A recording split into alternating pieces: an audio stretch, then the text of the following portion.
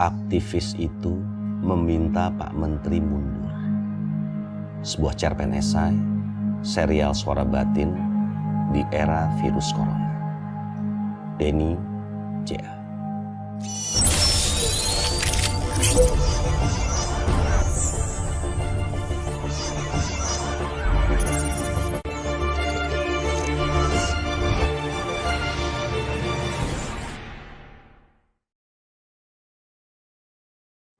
Menjaga amanah sebagai seorang pejabat negara di bidang kesehatan memang tidaklah mudah, khususnya di tengah pandemi COVID-19 yang hampir melanda seluruh negara di dunia ini. Namun Menteri Kesehatan di sejumlah negara rela mundur dari posisinya karena penanganan COVID-19 yang makin memburuk. Pemirsa, Menteri Kesehatan Selandia Baru David Clark resmi mengundurkan diri. Clark mengundurkan diri karena melakukan serangkaian kekeliruan selama menangani pandemi corona di Selandia Baru.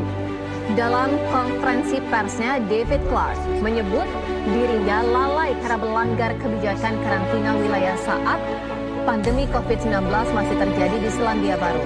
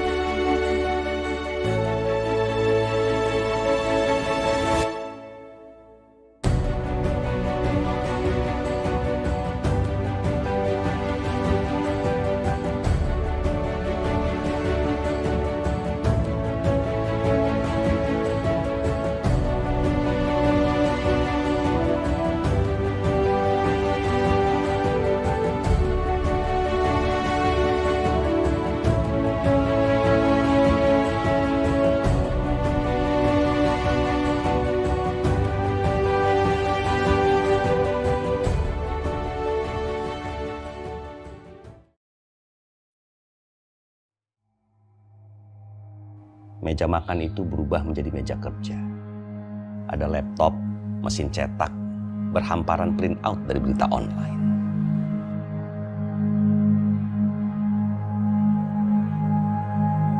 Kubaca judul yang mentereng.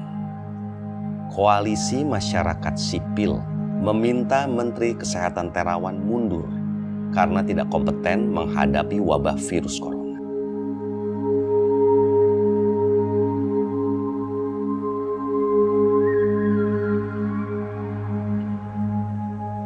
Koalisi ini terdiri dari aneka LSM, Walhi, YLBHI, Kontras, Amnesty International, dan lain-lain.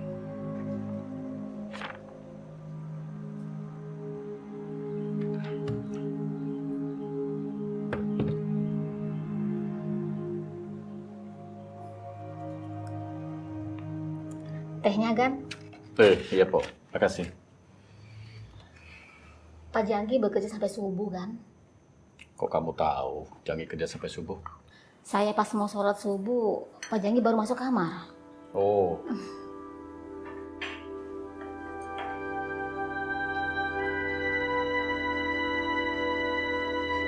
Ujar Pok Nina memecah konsentrasiku sambil menyajikan teh hangat. Entah mengapa ia lebih senang memanggilku Gan. Katanya singkatan juragan. Ia tidak pernah menyebut namaku Pak Fatah misalnya. Janggi adik kandungku. Kami hanya berdua saja, kakak adik, ibu dan ayah sudah lama bertemu. A'udzubillahi minasyaitonirrajim. Bismillahirrahmanirrahim. Yasin wal Qur'anil Hakim. Innaka laminal mursalin ala siratim mustaqim. Tanzilal azizir rahim. Litujra qawman ma ujra abahum wa hum ghafilun. Semalam, hari ketiga tahlilan istrinya yang baru wafat. Istrinya, Dewi, terkena virus corona. Janggi yakin sekali Dewi korban dari rumah sakit rujukan yang salah urus. Janggi agaknya mempersiapkan gugatan kepada pemerintah. Kubaca lagi aneka print out yang ia beri catatan. Menteri Terawan menantang Harvard membuktikan Indonesia ada virus corona. Menteri Terawan marahi wartawan yang pakai masker. Indonesia gemar berdoa sehingga bebas corona. Kulihat juga stabilo yang Janggi tandai dalam pernyataan koalisi masyarakat sipil. Isinya prihatin Menkes Terawan nampak pongah, anti sains, menggampangkan virus corona. Terbukti pernyataannya banyak salah. Ia mengatakan mereka yang sudah sembuh dari serangan virus corona akan imun alias kebal. Ternyata tidak. Koalisi masyarakat sipil minta Jokowi mencopot Menteri Kesehatan Terawan. Menurut koalisi itu tak akan mampu memimpin kita menghadapi krisis virus corona. Sempat kubaca juga printout lain yang juga di Stabilo. Sulitlah Menteri Kesehatan memimpin para dokter. Ia sendiri pernah kena sanksi IDI, organisasi dokter yang menjadi induk. Bagaimana ia mau memimpin organisasi yang pernah memecatnya?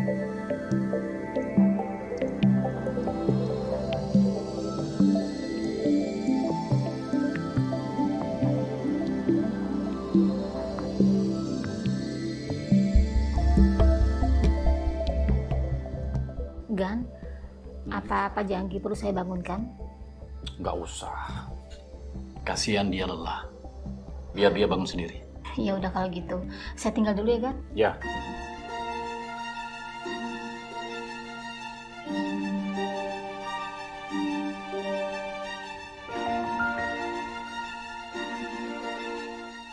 Ini rumahku.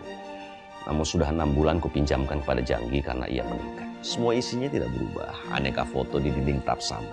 Kecuali di ruang keluarga ada foto Janggi dan istrinya Dewi. Sedih aku melihat foto itu. Baru 3 bulan mereka menikah.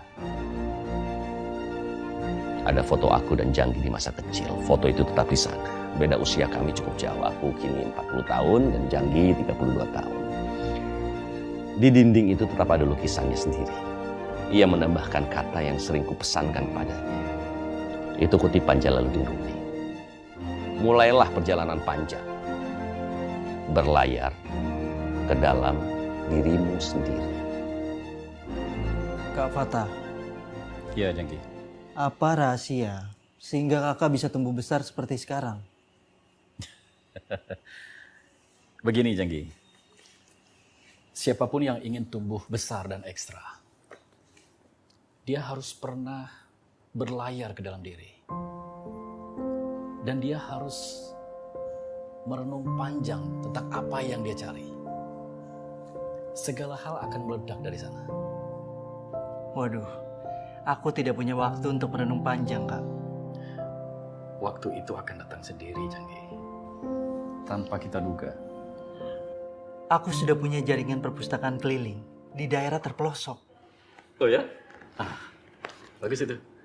Dana ini akan kujadikan modal untuk memperluas jaringan. Kasihan, Kak. Mereka yang di pinggiran tak punya akses untuk membaca buku. Kamu gak ingin beli rumah, Dek? Atau kamu pergunakan sebagian untuk bisnis? Nantilah, aku belum terfikirkan ke sana. Manfaatnya akan lebih besar jika aku perkuat perpustakaan keliling ini. Ini bisa untuk amal jariah ayah dan ibu. Bagus itu. Orang-orang kecil terbantu bisa membaca buku dan menimba ilmu dengan gratis. Mantap, bagus. Kakak dukung. Sejak dulu terasa jiwa sosial Janggi yang tinggi. Ia pun berkali-kali menjadi pemimpin organisasi aktivis. 10 tahun lalu ayah berpulang mengikuti ibu yang wafat terlebih dahulu. Harta warisan kami jual dan uangnya dibagi rata. Aku gunakan harta warisan itu sebagai modalku membangun bisnis. Hasilnya bisa membeli rumahku dan rumah ini. Tapi Janggi menggunakan warisan itu untuk kegiatan sosialnya. Janggi pun bercerita pasukan unik perpustakaan kelilingnya. Ada kuda pustaka. Kuda ini diselempangkan terpal berisi rak buku di kanan dan di kirinya. Kuda mendatangi daerah terpencil. Orang berkumpul di sekitar kuda sambil membaca buku. Ada bemo penebar ilmu. Aneka bemo yang sudah tidak terpakai belakangnya dirubah menjadi rak buku. Bemo ini mangkal di beberapa lokasi. Dan juga banyak orang bisa berkumpul di sekitar bemo sambil membaca buku. Ada angkot pustaka. Beberapa mobil angkot dimodifikasi, ditambahkan rak untuk buku. Penumpang jarak jauh sambil duduk di angkot bisa lihat-lihat buku itu. Dan jika minat membaca, mereka bisa meminjamnya dan meninggalkan KTP.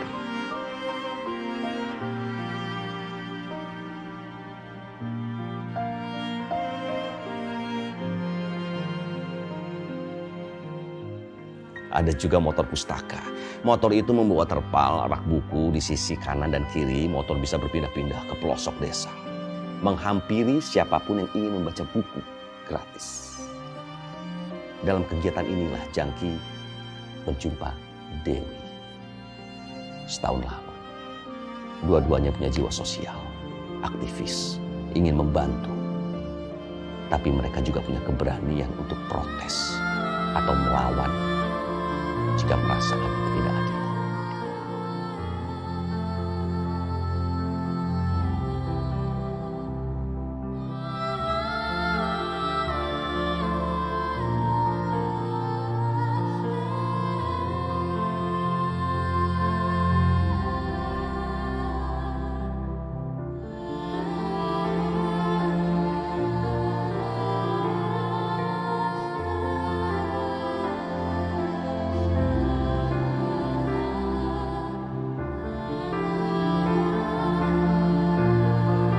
Sehari setelah istrinya wafat, aku menemani Janggi ruang ini. Aku mendengar curhatnya hingga jam 2 pagi. Sebagian uang yang mereka terima dari hadiah perkawinan, mereka belikan banyak sembako. Berdua, mereka bagi-bagikan sembako pada rakyat kecil. Akibat virus corona, rakyat kecil menjadi segmen yang paling anjlok. Janggi dan Dewi dengan dana sendiri dan donatur giat membantu. Suatu hari, Janggi dan Dewi kehujanan deras sekali. Berdua basah kuyup. Dewi jatuh sakit, batuk, dan demam. Janggi yakin itu batuk biasa, namun karena ini era virus corona, ia pun pergi ke rumah sakit rujukan. Aku ikuti semua prosedurnya, Kak. Dewi diminta untuk masuk ke ruang isolasi. Ia sudah tidak boleh pulang. Tapi ruangan isolasi itu kecil sekali. Ukurannya hanya 3 kali 4 meter. Isinya ada 6 orang. Dewi sudah tes darah dan toraks. Hasilnya negatif. Tapi tetap dia tidak boleh pulang. Ia harus dites swab dulu. Hanya tes swab, kata suster di sana, yang bisa memastikan Dewi terpapar COVID-19 atau tidak. Tapi, ya ampun, swabnya baru saja tersedia 2 hari lagi. Kembali Dewi harus menginap di sana, bercampur dengan pasien lainnya. Ketika Dewi dites swab, hasilnya pun antri berhari-hari. Dewi itu mengidap diabetes, Kak. Riskan baginya jika terpapar virus corona. Batuk dan demam itu biasa dialami Dewi. Aku yakin Dewi justru terpapar di sana ketika berdesakan di ruang isolasi. Ini gara-gara Menteri Kesehatan kita, Kak. Terlalu menggampangkan. Akibatnya, momen mempersiapkan fasilitas menghadapi virus jadi terlambat. Pasti banyak yang dirugikan seperti aku. Harus ada class action warga negara menggugat pemerintah ini. Agar tidak terulang lagi.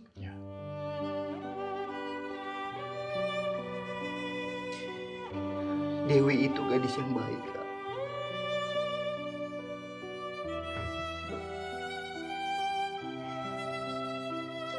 Tak seharusnya dia menjadi korban, Kak. Ia bagikan hartanya. Ia berikan hidupnya sejak dulu menolong orang lain.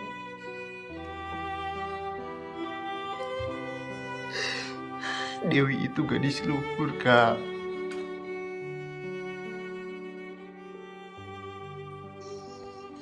Yang sabar ya, Dek. Yang sabar. 6 hari sudah aku intens sekali menemani adikku Janggi. 3 hari sebelum wafatnya Dewi dan 3 hari setelah wafat.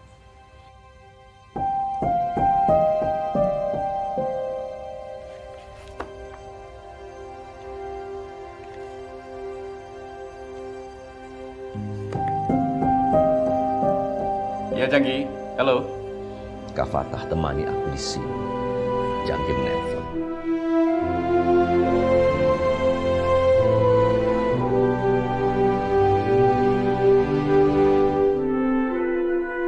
Dia sudah tidak bisa video call dengan Dewi lagi.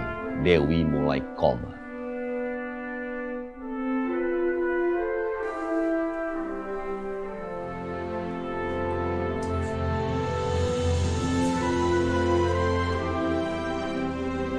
Janggi begitu gelisah. Ia merasa ajal Dewi tak lama lagi. Sore itu begitu dalam Janggi menangis. Bukan saja karena Dewi wafat. Dia tidak boleh mencium kening jasad istrinya. Ia dilarang ikut memandikannya. Bahkan ia diminta melihat proses pemakamannya dari jauh saja.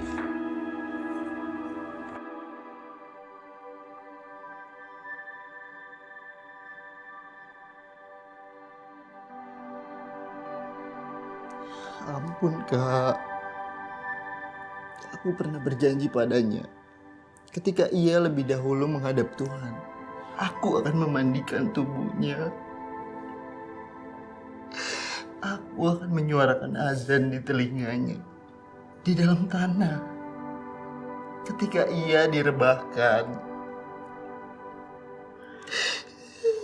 Tapi semua gak bisa aku tepati, Kak.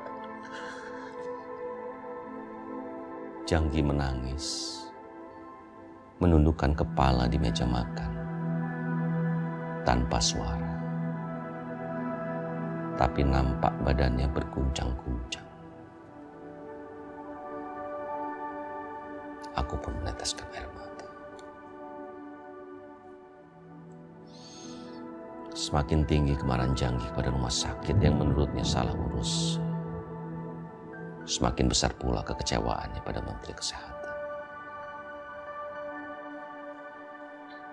Aku terus menunggu Janggi bangun. Sekitar pukul 14.00, Janggi keluar kamar dan ia segera tahu kalau aku datang.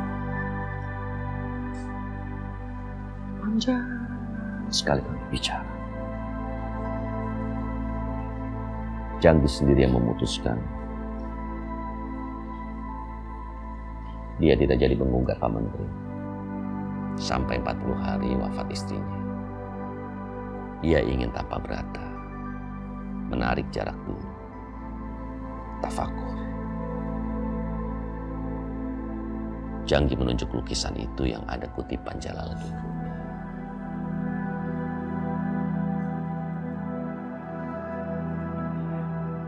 Mungkin sekarang ini ya, Kak. Waktunya aku untuk berlayar, masuk ke dalam diri. Aku diam saja. Janggi juga diam. Tapi jiwa kami berbeda.